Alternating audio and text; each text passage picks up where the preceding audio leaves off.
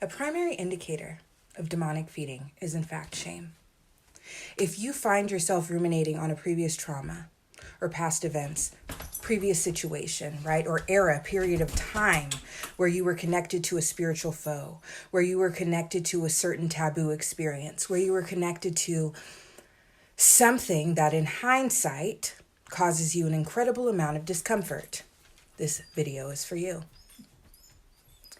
When it comes to demons and understanding mythological mapping and the benefit of it, right, this is the shadow side of spirit guide pairing, which is another service I offer. So this video ultimately is me announcing a new service, and that service will be demon mapping, okay? Understanding what entities you're dealing with or have dealt with. Because when we talk about my technique, right, relative, and I have a video on this, relative to releasing traumatic experiences, when it comes to the inflictor, when it comes to the perpetrator, in order to turn resentment into forgiveness, that middle ground is pity. How do I reach pity? I assure you, by demon mapping, you will get there quickly. By understanding and recognizing that this energetic pathway of 257 or 857 can occur to anyone, even a small child. Even a child can be the possessor of demonic energy, a cesspool of darkness. You will be forgiving. You will feel sadness. You will be angry that this could happen to someone so pure. And it takes nothing more than for something harmful to have happened to them. Something so dark that it turned their bright light off. Not to a simmer, not to a spark, off. It had to create the correct vibrational setting, the correct frequency setting for such darkness to exist.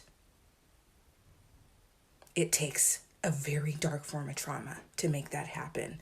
Conversely, this is also a being that could have been born psychopathic, okay, where the light's already off. Okay, so when you understand that, how can you be resentful? How could you not feel sad for them? And when you understand the nature of these dark entities, the more they can harness your energy and continue to impact and exist within this other being, that's a win for that side. When you can start looking at your life and your existence as being placed at the front line of a war, I'd want to win, wouldn't you? And if the only way to truly win is to be able to release any sort of negative emotion related to this previous trauma, wouldn't you do anything in your power to make that happen? That's why I'm releasing this new service. Let's figure out what dark entity is feeding on you. Let's figure out what dark entity you're toe-to-toe with. And let's win.